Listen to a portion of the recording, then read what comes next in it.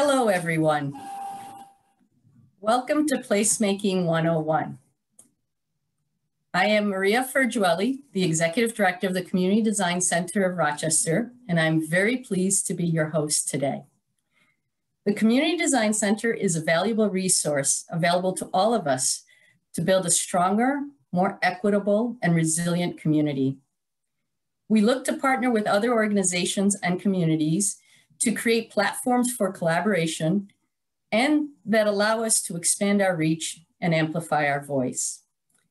Placemaking 101 was designed to be a place to share information and have conversations about the strategies and processes that help us to build community through the way that we shape our space.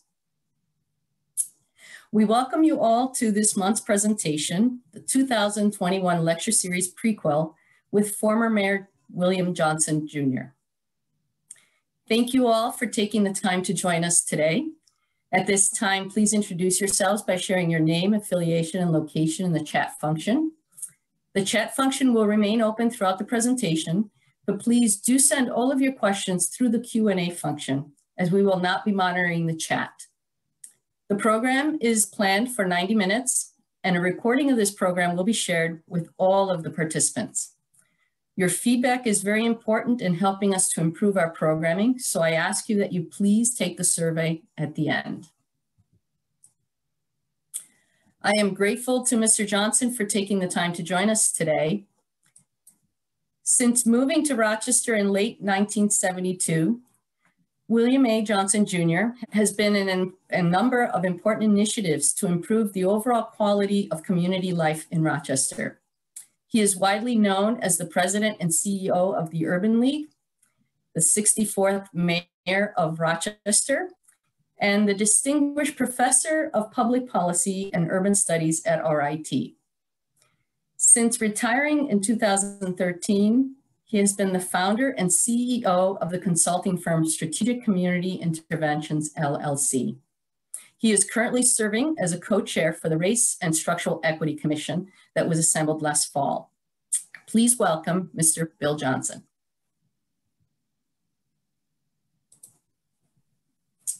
Thank you, Maria. Hello, Bill. Thank you for joining us today. Delighted to be here. So we have a series of questions set up, and certainly we will be able to take questions from the audience as they come through the question and answer feature. So we'll have a casual conversation about some of these topics, and hopefully we'll get to as many questions as we can. So let's start with an understanding that we are all aware that the problem of systemic racism extends beyond our city limits. Oftentimes we talk about poverty, the concentrated poverty and segregation only in terms of our urban environment. Can you speak more about why it is important to tackle this problem regionally, including both urban and suburban communities? Yes, well, thank you for this opportunity to have this meaningful conversation. I have, since my time as mayor, adopted a more regional perspective, understand spatially how close we live together.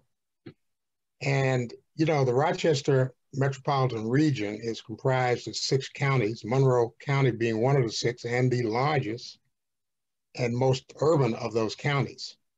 You know, you just need to look at it, but for example, there are probably approximately 1,200 people per square mile in Monroe County. Yates County, which is the smallest of the 6, only has 75 people per square mile. So there's a lot of open space, there's a lot of rural and agriculture in our metro region. But the problems don't stop at a county boundary, a city or town boundary. We are very mobile people, we move around. And as we are now beginning to look at this question, and you said in your introduction that all of us understand these systemic racism, well, there's still a lot of people who are not willing to acknowledge it, which is why I think we need the kind of programs that we have, not just discussions, but actually demonstrations of how we can achieve more equitable communities where people have the freedom and the opportunity to live their lives without any kind of legal or informal barriers that are placed in their way. So I believe that it is important for us here in the greater Rochester area and in this community of Rochester to be a leader in that conversation, because we're struggling with this every single day. We don't have to look too far. We find housing as an example of where movement is constricted. People are essentially forced to live in conditions which are not optimal. You go 10 miles in either direction, and you find people who are living in not only safe, sanitary, and decent housing, but living in housing which essentially motivates them, their souls. I mean, gives them freedom of access and movement. Education. You know, we have a county of about 650 square miles, and within that county, we have more than 24 school systems. With the latest advent of charter schools, which each come with their own governing body, they effectively are a separate school district. And yet, most of the poor and brown and Black people are pretty much assigned to one of those school districts. There are not opportunities, and the education product is not equitably distributed. Resources are widely disparate. Outcomes are widely disparate. We saw a headline in the paper the other day, I think it was on the weekend Saturday, that Rochester schools were finally achieving an acceptable graduation rate, 68%. That's something to celebrate when you realize just a few short years ago, it was well close to 40%. But you look at suburban communities, those graduation rates are automatically 90, 95%. So even though we're closing the gap, we still have a long way to go. So that's why I believe that it becomes very important for us to make people aware and to point out to them. They have to really see it pointed out that these disparities are not accidental, that they are deliberate, they are made by choice, and that we can't really afford to perpetuate those disparities any longer. We need to find a way to level the playing field. And that's the kind of discussion that's going on right at this moment. Thank you. We have another question regarding the school system and development later on, so we'll get to that eventually. But I wanted to talk a little bit about your time as mayor. Many years ago now, we're looking at least 20 years ago. And one of your legacies was your commitment and support for neighborhood groups. In fact, your administration was responsible for the creation of the Neighbors Building Neighborhoods NBD program and the Neighborhood Empowerment Teams NET program, which resulted from your vision of citizens and government working together. Administrations since seem to have moved away from this model. Can you speak about the success or failure of this model to achieve its intended objective? There's no question that we were well ahead of our time in terms of creating a system of total citizen engagement. What we were finding is that people move with their feet, they vote with their feet. And people, when they find living conditions intolerable where they are, if they have the means and the opportunity, they will seek to move to a place where they can achieve that higher standard of living. So what we believe was there are people, when you understand the economic constraints that people are living under, who don't have that choice. So why should we conclude that they should then be consigned to this life of just total deprivation? Why should we believe that these citizens should not have a voice in their own destinies? So that's what we did. And I'll tell you, we had to overcome significant skepticism when we put NBN in place. I remember the first meeting that I attended with association presidents. Those were the leaders and spokesmen. We had at that time well over 60 or 70 neighborhood groups. And the city was bringing them all together on a regular basis to try to harness their energies and to create and find ways to create new opportunities. So we came up with this model, which, by the way, I have to say in total transparency, had been tested by the previous administration in a very small geographical area up near the Bull's Head area, all right? We took that model and we expanded it and we rolled it out. And I was in the meeting and one of the persons, a longtime city leader, neighborhood leader, said in effect, I've heard all this before. I mean, you know, new face, new voice, same procedure. And he said, I'm frankly tired. I'm just not going to go along with this any longer. So my response to him was, you know what? A year ago, I would have been sitting in your seat and I would have said the exact same thing. And it's precisely because I sat in your seat. It's precisely because I went through your situation. It's precisely because I had the same frustrations that you had, that when I came in and decided to make a change. And it's based on my experience as a not-for-profit leader, as a human service leader, having to deal with government and being totally frustrated with the lack of response and the lack of inclusion. So that's not what we're doing here. We're changing that paradigm. So most of the people in the room said, it's a new day, it's a new regime, let's give it a chance. And that's what happened. We just worked it out, we just continued, we gave what resources. And Maria, I would tell you that one other dynamic I had discovered. We were so excited. We ended up creating these sectors. We had 10 sectors. We morphed all of these 50 or 60 organizations into 10 structures, all right? And I tried to go around to visit all of them.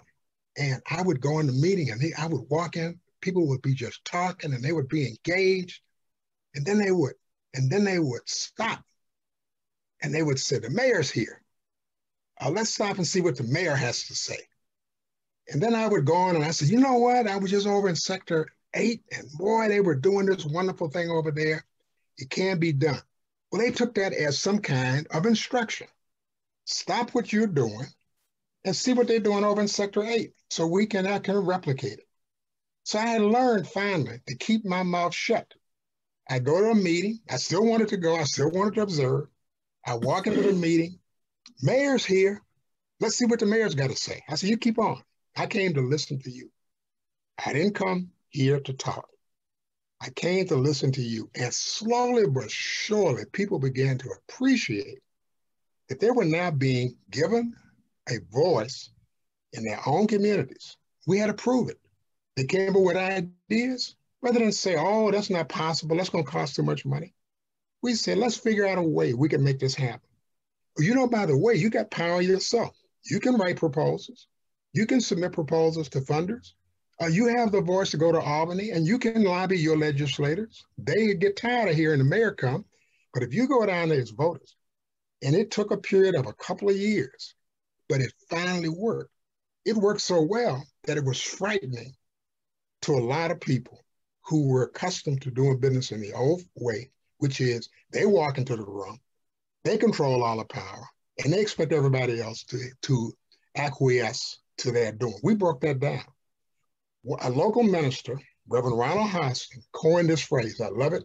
I repeat it to this day. He said, the mayor has found a way to include the traditionally excluded without excluding the traditionally included, which meant there was room at the table for everybody. Everybody's voice could be heard. And it was frightening. So my successors began to dismantle it. Oh, they didn't come right out and say it. They said, oh, we're gonna give it another name. But it's the same thing. It wasn't the same thing because they shut off access to City Hall. They began to shut down the meetings where people could come and plan. And what they would end up doing is going back to the old way. They would sit in-house, develop a plan, then trot it out to the neighborhood and say, y'all believe in this? You want to buy into this? Wait a minute. We didn't have anything to do with the production of this. I know, well, the experts did it. And all we need you to do is to give us your rubber stamp. To Mayor Warren's credit, she reversed that trend when she came into office and she began to reassemble some of those devices that we have put in place. But by that time, the damage had been done. People just went away. They said, oh, well, you know, we're not welcome here. And then in my final point, and I promise you I wasn't going to give long answers, but I got to put a plug in for the Design Center. Design Center was founded in 2003. And our great director of planning, Larry Stitt, was one of the leaders working with Roger Brown and Johnny Monroe and the Association of Architects to create the Design Center. And he lobbied hard that city money should be a part of your budget.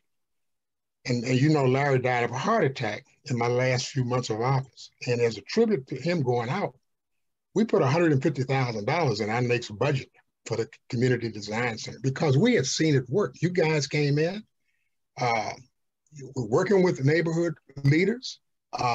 We had all of these, oh, I'm just blanking on the word now. You know what I'm saying? Charrettes. Charrettes, where people came and they spent time and they envisioned what something could look like.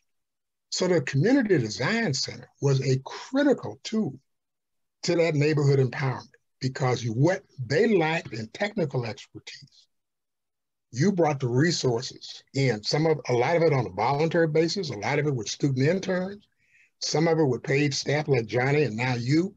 But that is a vital tool. And if I were to say to any community, how do you want to create effective community engagement? You've got to release all the constraints you put on citizens. You got to bring them in, but then you got to give them the tools that they need to do good work. And that's what your role has been throughout in the last 17 or 20 years.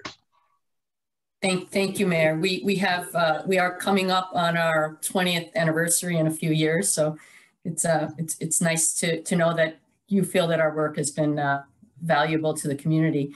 We have a great comment by Luis Aponte who says, I will attest to the strength and empowerment of the NBA system. As president of the CHNA, I still use it to create opportunities in the city neighborhood. So that's a great comment. Thank you, Luis, for chiming in. But one of the points you made is that you really valued community engagement and created a process and system for it to happen on a systematic basis. You created an access to you for community members to feel that they can speak with you directly. And then slowly the system has been dismantled, and we find ourselves constantly trying to make a case as the Community Design Center as that vehicle for engagement, for authentic, unrestricted community engagement, which we hope would be a foundational element in planning rather than an afterthought. Do you still believe that community engagement should be the starting point of any community development project? Yeah, well, like I said, Rochester, in my opinion, was a pioneer in this field. And now it's trying to catch up because many other communities now routinely and systematically engage citizens. They may have different variations of it, but they do more than pay lip service to community engagement. They really do seek out community partnerships. And they wouldn't dare plan something in this decade that they would have 30 years ago. Just coming in, plop it down, and say, live with it. Nobody has a voice and saying, this doesn't belong here, or it certainly doesn't belong here in this form. And so I think you need to continue to make that case. As I say, the current administration at City Hall believes in this concept more than their predecessors, okay? And we got a new election coming up, and I think this should be a critical issue. People like Luis and others, I run across people all the time who were veterans in the NDM process, who are still around, who still engaged. You know, they need to say to people, what are you going to do about this? And you need to articulate exactly what you mean. It is not coming in.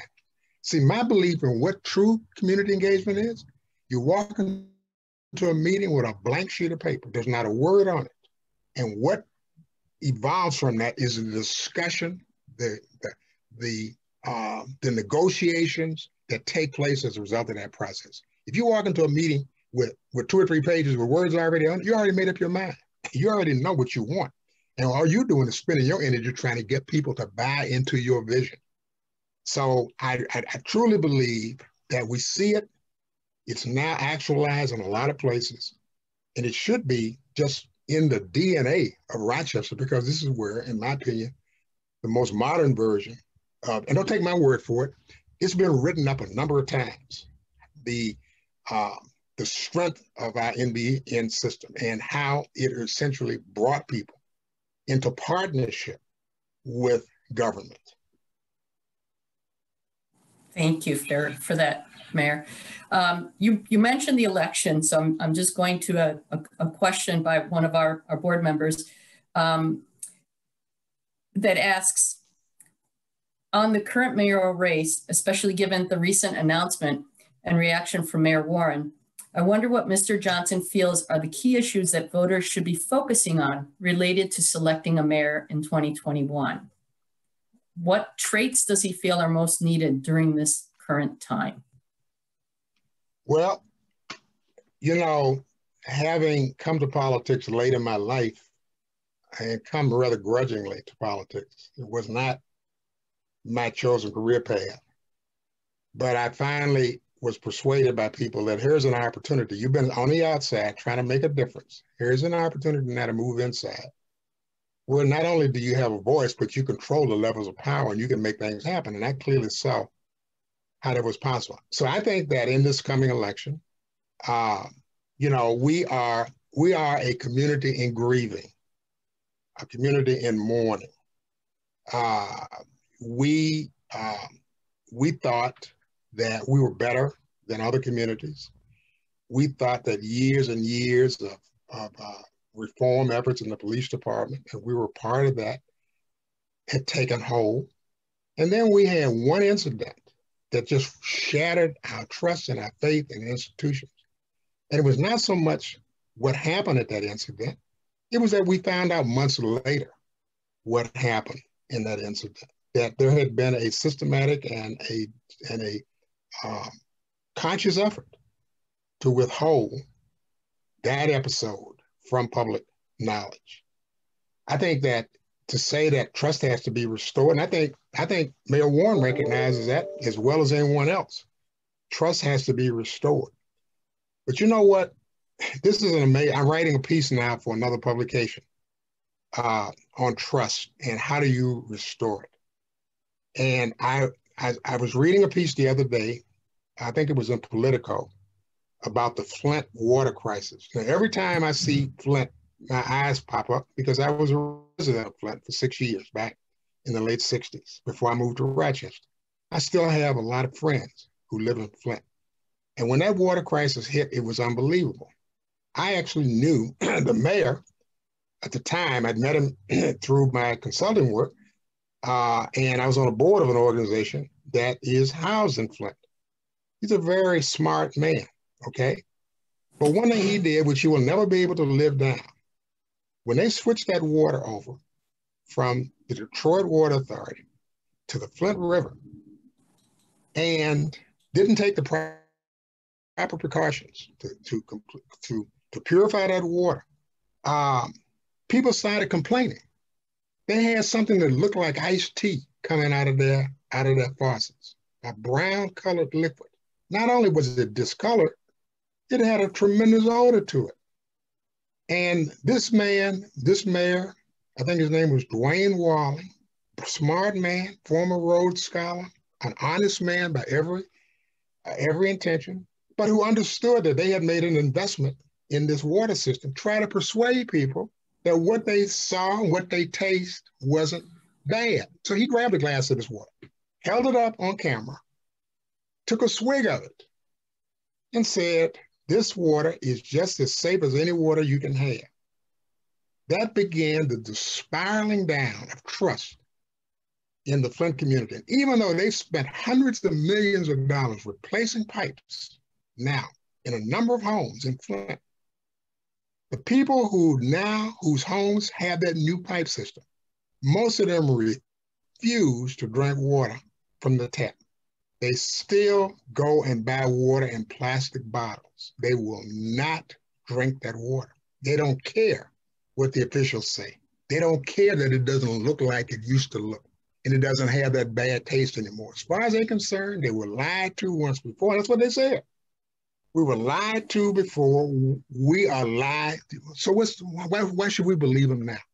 So everybody in this election knows that restoration of trust is essentially important. And I think it'll come down in the final analysis to who the voters believe the most. Because that's the only thing they can do. They go to the polls and they take up their pen or pencil, they punch a hole, or they make a mark, and they turn their ballot in. They don't debate, they don't stand around in discussion group. They go and they vote. And they internalize what they hear. Now, I know Mayor Warren very well. I have tremendous, she has been a good mayor. She's made a couple of missteps, but she's been a good mayor. And Malik Evans, I've known him since he was in middle school. In fact, we created a youth leadership program. Malik was one of the leaders in that when he was in high school. So I've known Malik all of his adult life.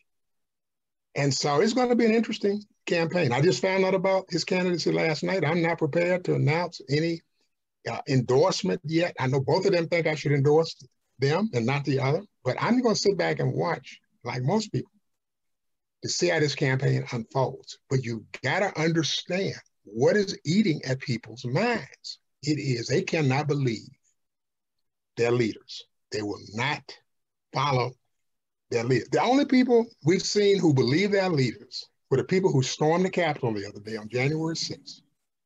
And they were greatly deceived by their leaders. These people are facing serious jail time based on being lied to. So now they're going to sit back and say, I don't guess I can believe even Trump anymore. Who can I believe? All right? This is a terrible, terrible state of affairs that we're finding ourselves in. And we're going to see it play out here in this election that's going to be coming up within the next 10 months. Or actually, the election is going to be resolved in June during the primaries. So within the next 4 to 5 months. Well, thank you for your comments regarding that. I know that I recently read an article regarding not only the need to rebuild trust, but to also understand who are the appropriate messengers, right? There's different groups that the community values and trusts and differently. So understanding which are the appropriate mechanisms, but certainly transparency, a commitment to transparency, and a commitment to access, as you were so accessible to the citizens of this community when you were mayor, is very important. I want to get to a question that we had devised earlier. It says, the city administrations, not just upstate cities, look for economic development moves that stand to benefit city residents with job opportunities and stabilize the tax base. Based on your experience, do you believe that jobs and positive fiscal improvements are best achieved through large infrastructure development or more incremental moves?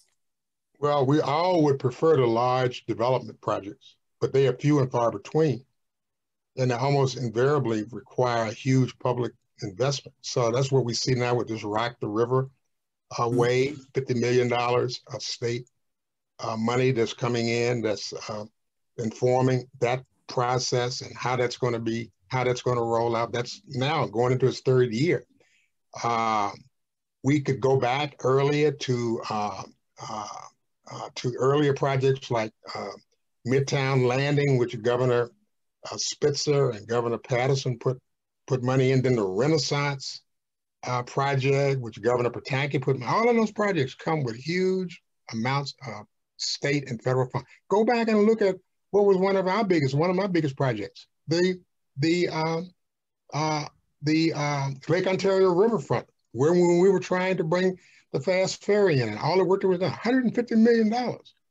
And one thing I would say to the citizens, we used to say to citizens all the time, none of this is local money. It's coming from different levels of government. It's coming out of a different pocket. You pay federal taxes, you pay state taxes. But this money is coming with the avowed hope of stimulating so much spillover development that the community is going to be enriched and is going to be renewed and the like. And then something almost invariably happens to scatter those plans. The small incremental development, we can see that now in downtown, all right? Because this is not one massive development project. This is several developers coming together. They see an opportunity there were a lot of vacant and abandoned buildings that are now being repurposed for housing. They're not being used for commercial use any longer. But you see, I've always had a problem, Maria, with this. I love seeing all this development occur, but in a county whose population has been flat for essentially 40 years, okay? I mean, our county population and the city population has been declining in every census since 1960. Where are the people coming from? So are we merely moving deck chairs around on the Titanic? We keep all this building because look, you can just look at what's going on downtown, and I can probably name off now about 12 separate developments that are either in the current stage of building out or were built recently. And guess what? I don't just confine myself to the city of Rochester. I drive all around this community. I had to go to the doctor out in Rondequoit. I had to go to the grocery store in Victor. And every time I drive outside the city, I look around. What do I see? New development popping up. But I see something else which is more ominous. I see a lot of vacant space. Mm-hmm. I see a lot of vacant space. I see a lot of for rent signs on commercial space. So people keep building. People keep building. I live near South Clinton Avenue, all right, near what we used to call the Loman's Top Plaza. I have to go there. I've got 2 or 3 doctors over in that area. I go to the post office over there. There are a couple of stores I shop at. And all of a sudden I look one day and across South Clinton Avenue on what was vacant land, I see these moving equipment over there, moving dirt. Next thing I know, they're putting up buildings. And what are they doing? They just moving people from across the street, from the older to the newer. I don't consider that progress. I do not consider development progress. We need to be building for increased population, not building just to move around existing populations. So I think we really have a question, which most people avoid. They don't want to have that discussion in this community. All right, they said, look, take it for what it is. It's new construction. Well, yes, but at what price? That we got now this huge inventory of vacant and unused buildings because all we did was just move somebody from across town or across the street. I don't think that's progress. And I think that we're not the only community that's dealing with that phenomenon. Most of the, what we call the old Rust Belt, they're doing this all over because they're trying to at least show some signs of life. In some ways, given the current situation with the pandemic, the states having their budgets pretty much decimated, and the federal government feeling the burden of trying to sustain the economy, does it seem that incremental development will be more important or be more responsive to actual markets and community needs, since perhaps the money for the large projects may not be readily available for the near future? Well, whether it is incremental or whether it's large scale, and we do see large scale developments, for example, everybody's all aflutter about the news that Amazon is going to take over space that used to be Kodak, what do they call it out in Gates, Kodak, not office, not park, but whatever it was. So that's a big project, all right? 2,500 jobs supposedly coming. People aren't paying attention to the fact, though, that Amazon already has 2 facilities here. And what they haven't said is whether this is going to be a 3rd facility or whether they're going to consolidate the other 2 into this one. So that goes back to my basic premise about what is the purpose. We need to accompany all of this development with one thing that people will find terribly objectionable. They'll call it socialistic. We need regional planning. We really need a regional planning board that can look at all projects and then make the determination. Do we really need this? Are we really creating something that is missing from this community? Are we going to do harm to some existing facility if we build this over here? There is no regional. We've got essentially 19 town boards. You even have, you've got 8 or 9 villages that they can plan within their borders, and the city of Rochester. So you've got, you've got about 30 separate planning boards in this 650 square miles. I think that's probably about 29 too many. But you're gonna have people that's gonna throw up their hands. They're gonna say, "Oh, this is socialism. Oh, you're gonna override our right to choose," without understanding that the choices they are making could be destructive to our overall progress. We aren't there. And I don't know many communities that have a regional planning body that has any teeth. We have something called the Finger Lakes Regional Plan. They don't have any teeth. They're just an advisory group to speak of. We got the Genesee Transportation Council. There are a lot of trade-offs made. I know, because I put people on both of those boards, all right? I understand exactly what they are designed to accomplish. We need to replace it with something that's more in tune with our current predicament. And Maria, given the fact that we have fewer dollars to build with, we ought to now be smarter in the way we spend those dollars. Agreed. I have another question for you. Over the years, you have advocated for more regionally focused leadership and structure in our school and transportation systems, affordable housing, and physical community planning. Could some sort of community organized commission be created to formulate a plan of incremental initiatives to make this happen? What would your suggestions be to begin the depolarization of our metropolitan area, which is at the heart of this matter? This is a question posed by Roger Brown, and might be a good follow-up to your regional planning comments. Yeah, I take it a little further. Thank you, Roger. I wouldn't expect any less from you. I don't want to go down memory lane too far, but I've already spoken to the fact that trying to come up with a legislative resolution where you actually come up with one empowered, and the state would actually have to do this, empowered planning body for a particular geographical area. Maybe a long way off, but there are voluntary measures that we could employ. I remind you, and Roger, you and Johnny may remember this, when we had our comprehensive plan, the Rochester 2010 comprehensive plan was the first comprehensive plan in 34 years. Now it is being replaced by Rochester 2034, which is now underway. The planning is underway, and you have to upgrade. You have to really update these plans. All right, you shouldn't be waiting 20 and 30 years. So the Rochester 2034 is a very logical step. I'm surprised there's been nothing in between 2010 and 2034. But in the 2010 plan, we created something called a Stewardship Council. We said that these goals and these hopeful outcomes in Rochester 2010 were not just for the benefit of the city of Rochester, but for the greater Rochester region. So within the legislation that created that, we gave it the name Stewardship Council. And there were seats that were assigned specifically to people from each of the 6 counties. We had a regional representative body.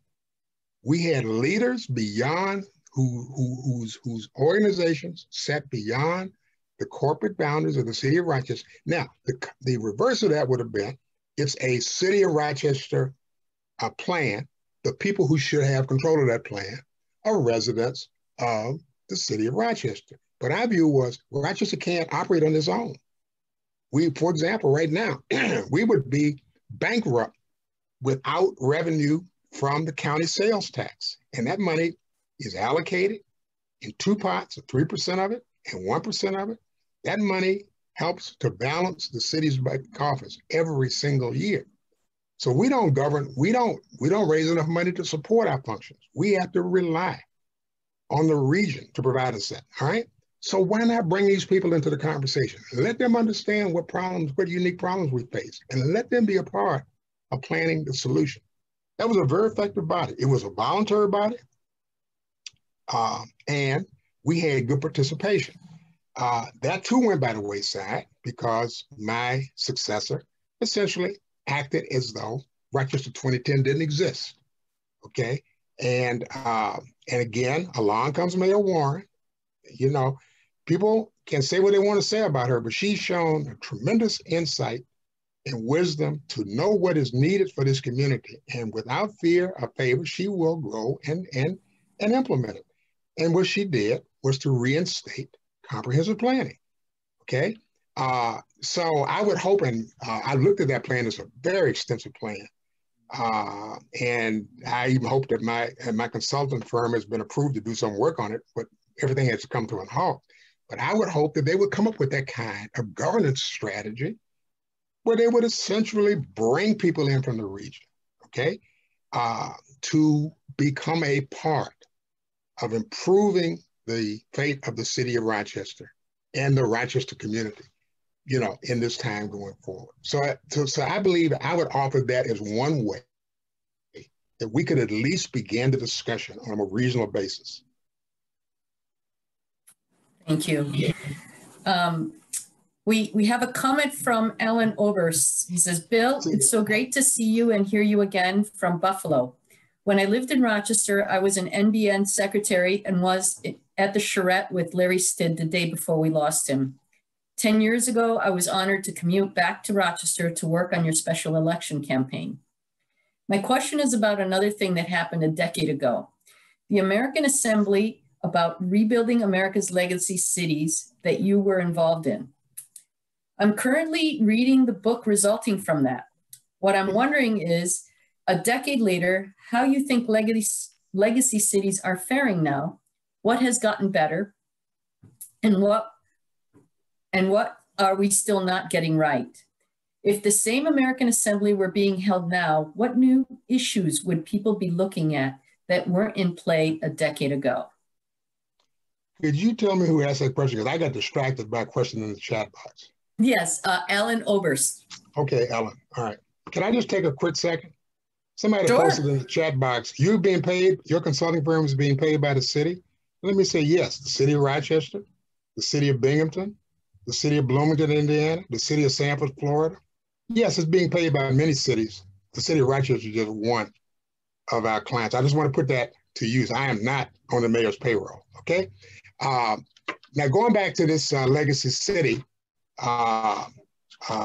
concept, and I remember that very carefully. I need to go back, Helen, and look at that book myself, because it was written at a time 10, 12 years ago when cities were still struggling, when people were pretty much signing the death warrant for cities. And now there's been a lot of progressive activity, a lot of opportunity has come. There's been a tremendous infusion of private capital, pretty much incentivized by state and federal government. They created incentives to essentially bring that money in. I think that what you seem to be suggesting is that, do we need to update that master plan? And I would be better able to answer that question when I go back and really refresh my memory as to some of the key elements. But I remember the process very well. I remember the publication that came from it. And I do believe one can say there has been some good things. Some of those ideas we've been able to implement some of those. We probably need to do more, because right now, cities are in a precarious state because they rely on higher levels of government. As cities really cannot burden their taxpayers to pay for the total cost of operation. So we have to rely on these subsidies.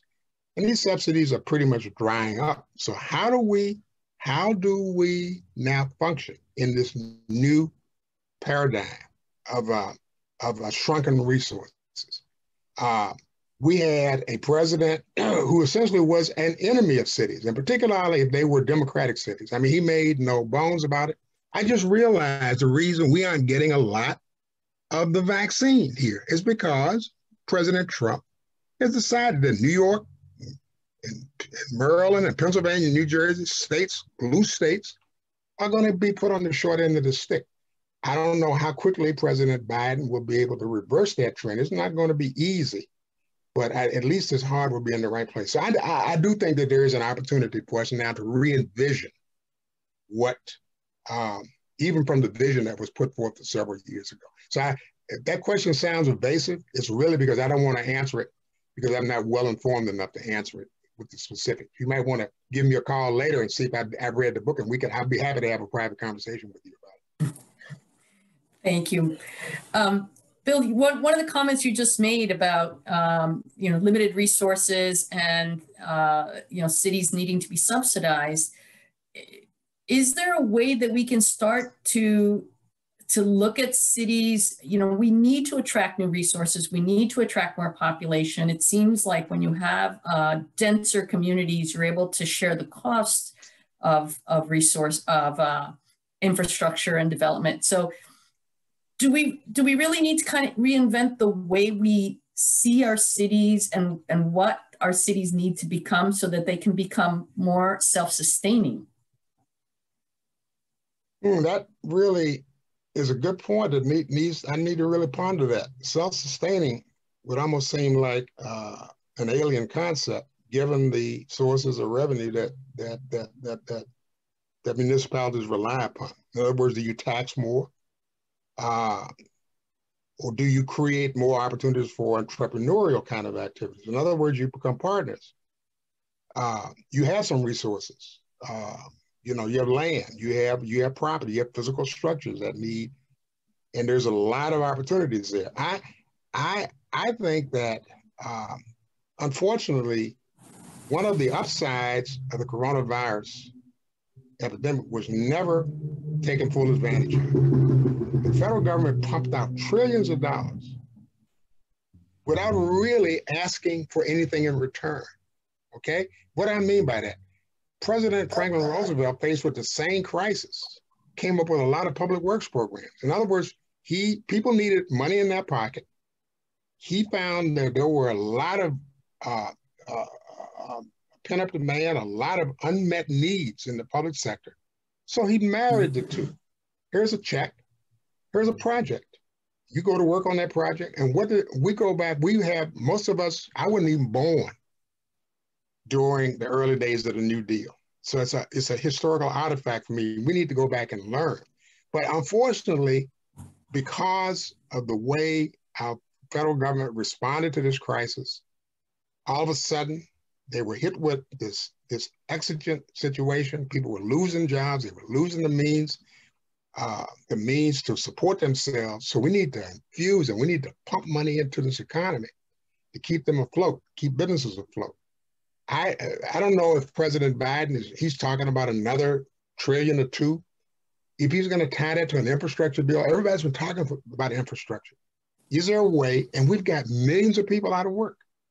So how do we come up with a consistent, coherent plan to essentially achieve two objectives, which is to rebuild our communities, which need it, and which is to replenish the bank accounts of Americans who are now down really to that last few pennies.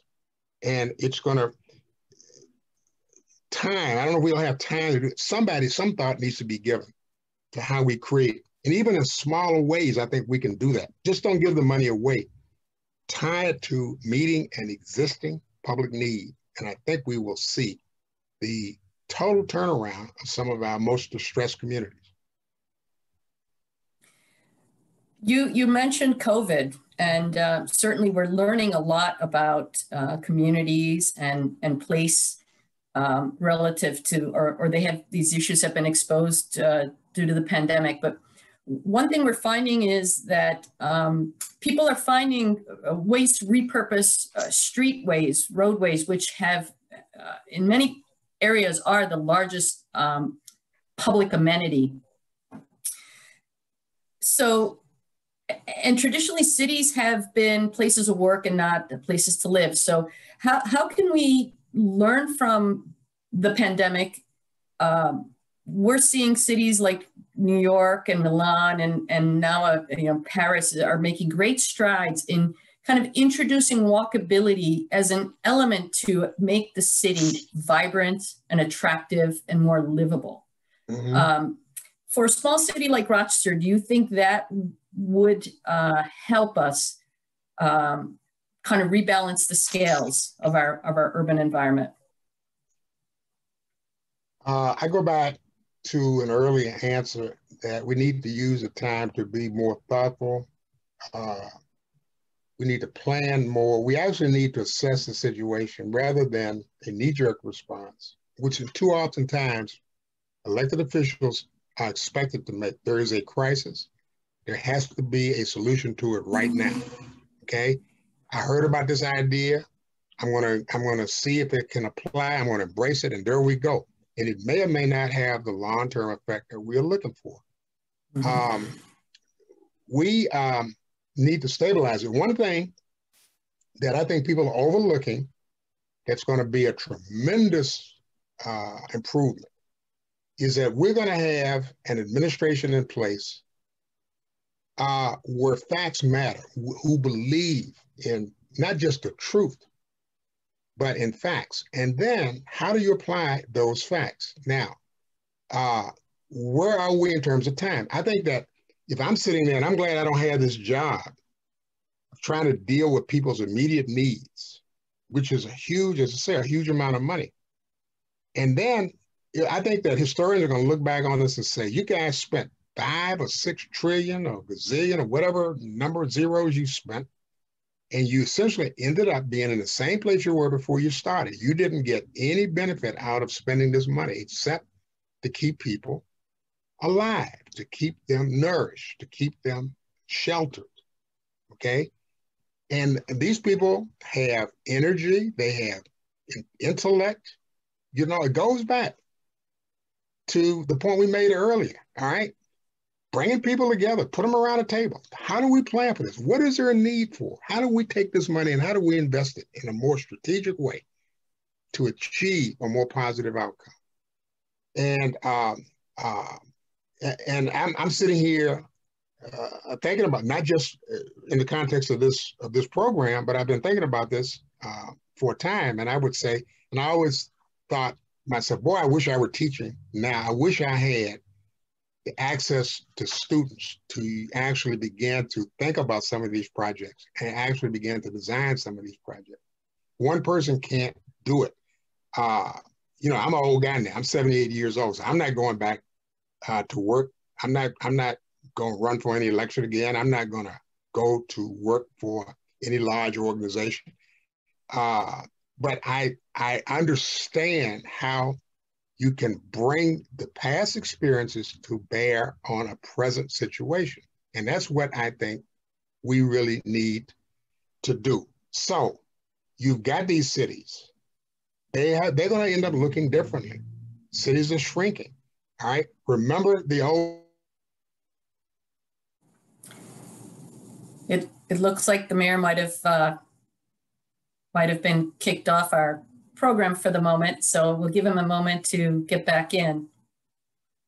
In the meantime, we are reading all of your questions in the Q&A function. We have some great questions. I don't know that we'll be able to get to all of them, but typically we can publish the questions together with the recording. So hopefully you'll have access to these questions, and we will try to answer some of those offline as well.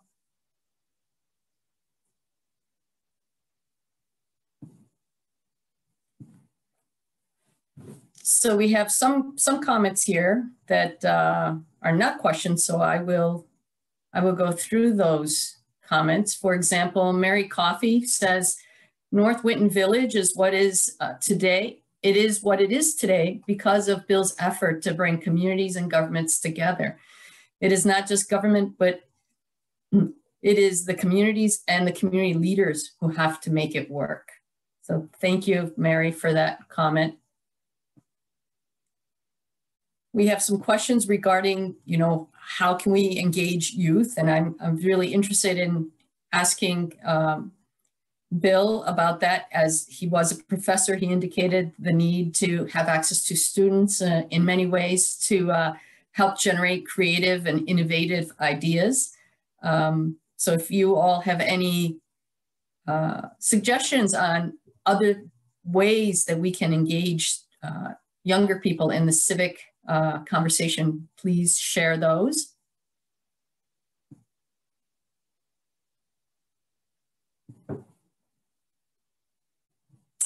So we have a question from Patrick Fox who says, our seniors are an important part of our community. We have made steps with aging in place and senior care. The continued progress in the quality of life for seniors is greater incorporation into the conversation. How do we see ways for that type of intergenerational conversation, which are essential to the continued reinforcement of quality of life for all in our community? So we are often advocating for making sure that we engage all members of the community. So here our previous comment was about engaging youth. Certainly this question is about engaging older people. Oftentimes the Community Design Center is asked to make a kind of value statement about the importance of building diverse representation around any decision-making table, and certainly youth, seniors, people representing different racial and ethnic backgrounds, different experiences and skill sets is critically important. So hopefully we may get some comments from Bill on those shortly. Monica makes a comment saying it's so nice to hear from Bill. Thank you, Community Design Center, for hosting this. And we're very pleased with the attendance, and hopefully we will be able to host many more of these types of events throughout the year. If any of you have any topics that you'd like for us to explore, or other members of our community that could lend their expertise, please do share them with me.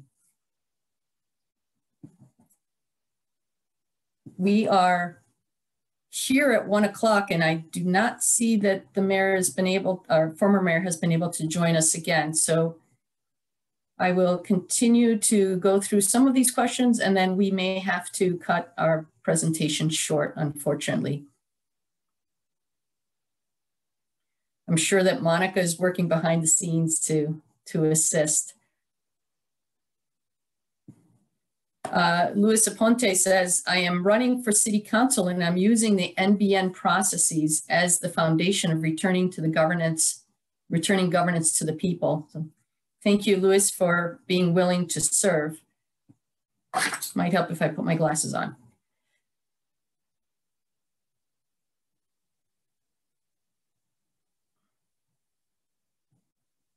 Okay. I remember Mayor Johnson advocating for the region. What is the region area where CDCR hopes to have an effect? Our region was defined when we were first incorporated as a 9-county region. We certainly go where we are invited, and we have worked in areas throughout that 9-county region. We have worked in rural areas, we have worked in suburban areas, and of course, because we are so close and live here in the city of Rochester, we've done a lot of work in the city neighborhoods. But certainly we are looking at issues that we can advocate for: walkability, mixed use, ways to really build up our communities around some of these themes. And those themes tend to be universal. And they can apply to different types of areas throughout our region. So hoping to continue to identify those issues that, that we can provide more education around and advocacy for. We are very much encouraged by the 2034 comp plan and the proposals for revamping, changing our zoning. So certainly we would like to continue to be part of that conversation as well. Oh, we have Mayor back, former Mayor Johnson back. Well, it was a good time to kind of fall off because we lost a bit of our audience due to the lunch hour passing. But I'm happy to have you back if you're willing to stay on to answer a few more questions. Yeah, I'm sorry for that. I looked down and boy, my router was completely off. I don't know what happened. So, well, that's one of the things we take for granted is internet. And I experienced one time when I was in the middle of a presentation being kicked off of it. So we've learned that not everything is completely reliable. So thank you for coming back on. I think we have a couple of closing questions that we'd really like to get your feedback on. One of them is we were kind of talking about in our preliminary conversations. You are an incredible resource to the community because of the experience that you have and the time that you've been here. And certainly you identified in the past when you were mayor, so many issues that we're still dealing with in this community. So curious to know from you, how much has changed? Where have you seen, real change, and where do you see that we still have targeted places that we need to continue to work? Well, one thing I have to remind people, and that even it shocks me when I say it, I first assumed office 27 years ago. That's a whole generation. A lot of things that we take for granted now weren't even invented then, and we have a whole new set of issues. But we have some of the same issues. Violence is still a problem. We have not been able to effectively remediate the violence that exists in our community, which has a very destructive impact. All right, our schools are not performing up to par for too many children of color who are also trapped in poverty. Because we have this expansion out into the suburbs of more and more people, the city's population has declined significantly. When I was mayor, Rochester was one of the top 100 cities in the country. It's way down on the list now, way down on the list, and it's a combination of a slight population decline. We're closer to 200,000. We were about 225 when I was mayor. But there's so many now cities who have grown exponentially, particularly in the Sun Belt, who just leapfrogged over us. So you can talk about what happened way back then, but to determine whether or not those solutions really apply to today's situation is got to be an important thing. I believe cities are viewed more positively in 2020 and 2021 than they were in the late 1990s. I think we see a lot more investment. I see a lot more people want to live in cities because of our aging population. People don't want to maintain these big homesteads anymore. So I think that there are opportunities and ways to attract people, but you got to really have something to attract them to, okay? And we're still short. I mean, one of the downsides to transforming a lot of downtown space into residential space is you're taking a lot of commercial space offline. Why would people live down there? If you want to walk to where? All right. We created something back in the 90s to try to bridge that gap. It's one of the questions that we may not get to. I'm going to get to it real quick. The Easy Rider. Okay. We created that as a way to move people from where they were to where they wanted to be, and they wouldn't walk it. They wouldn't walk it. There were very few restaurants downtown, okay?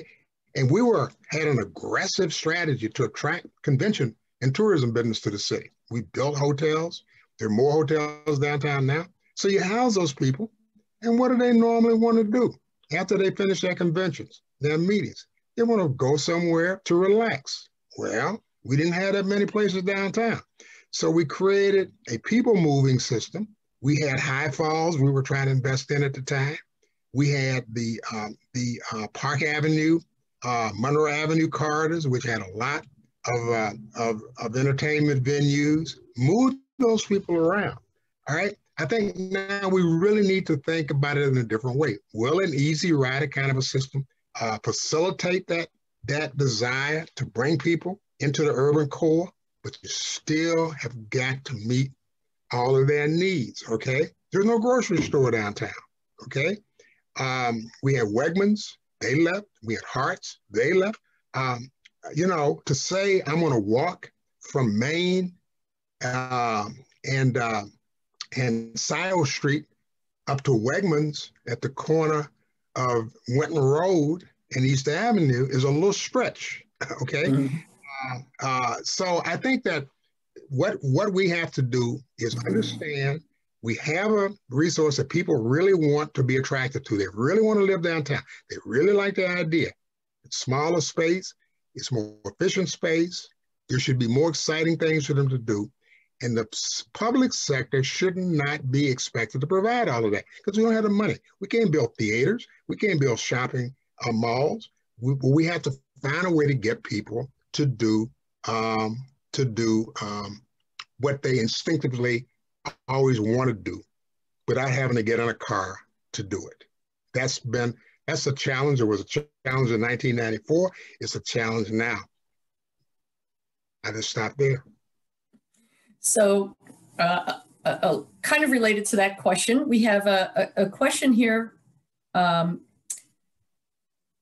Wonder what Mr. Johnson thinks about how to effectively encourage a broadening of the development community.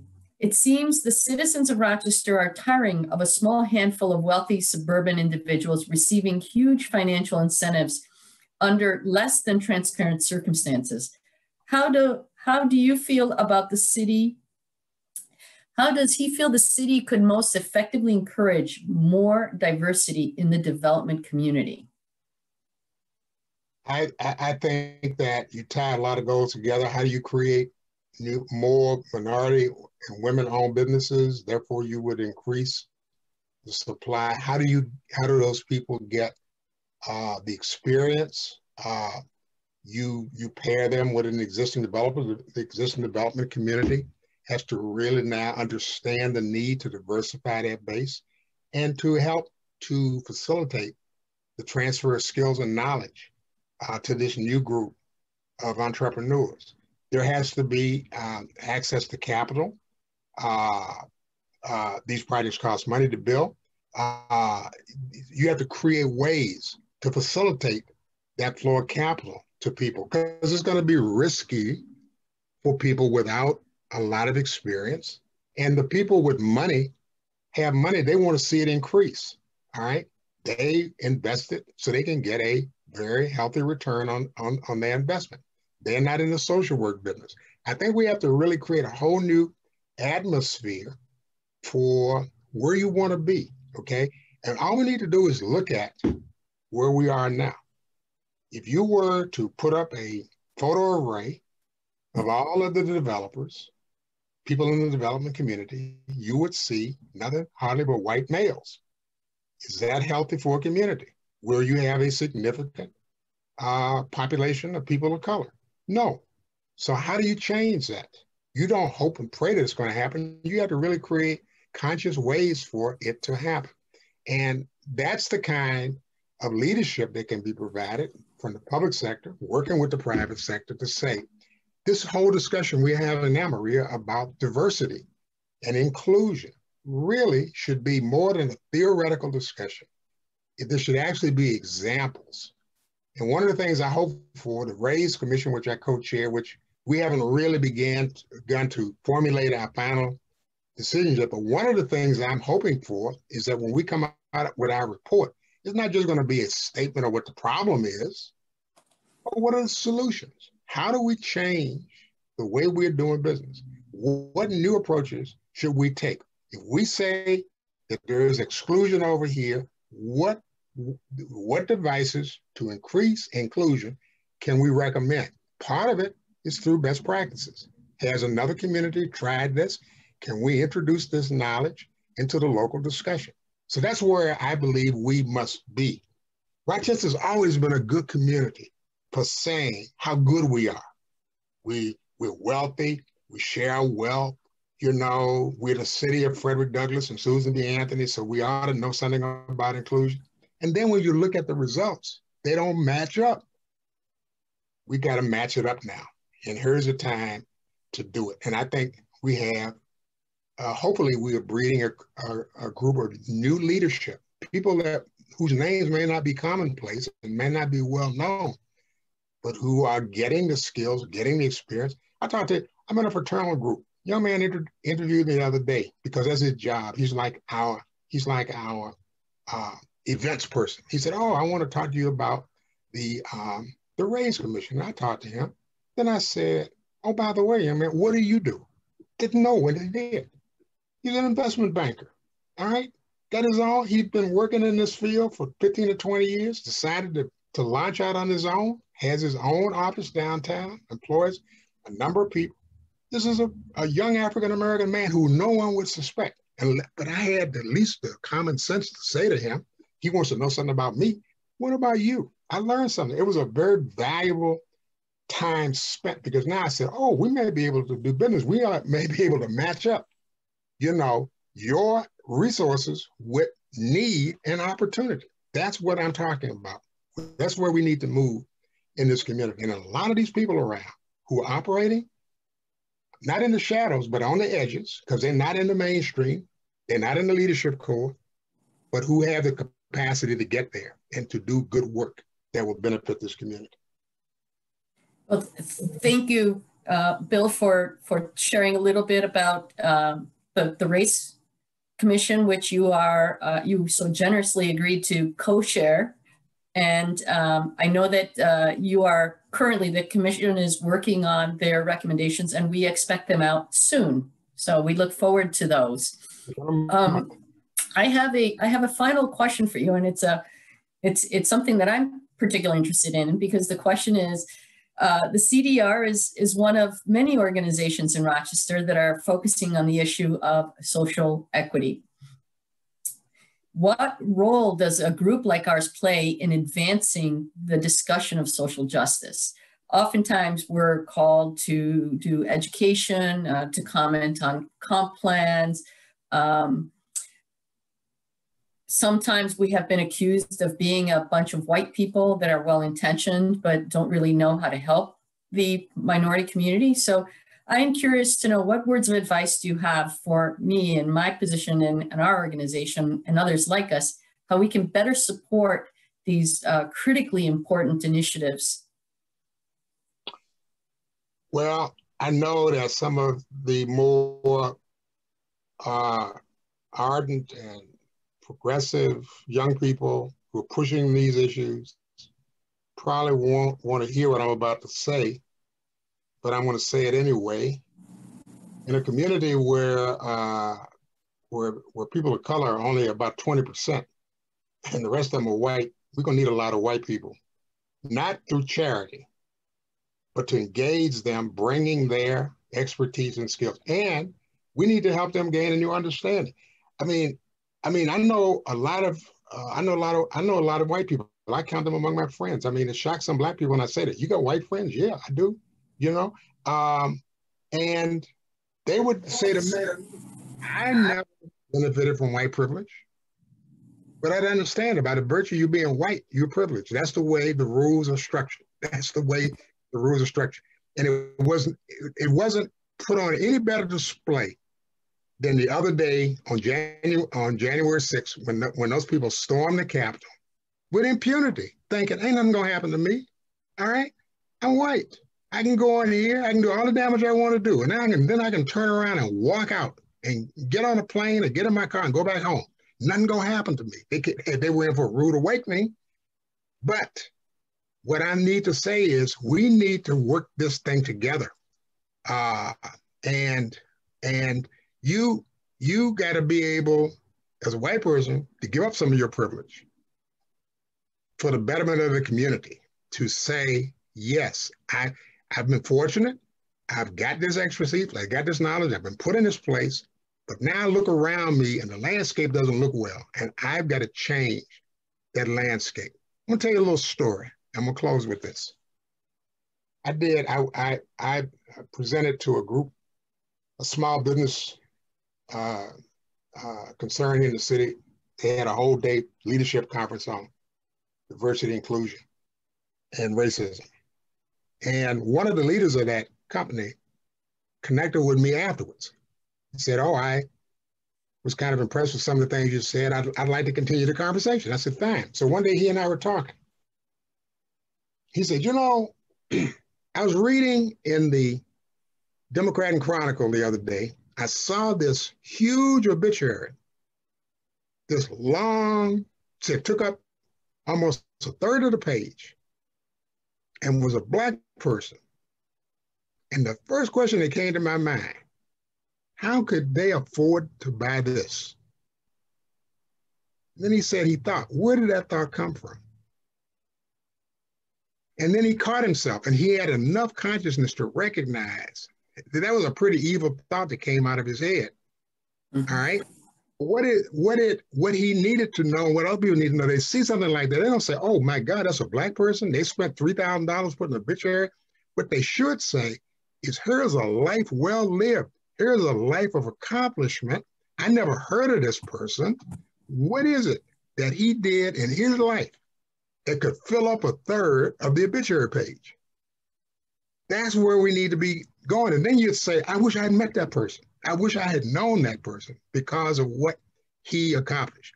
We got to get people to thinking like that.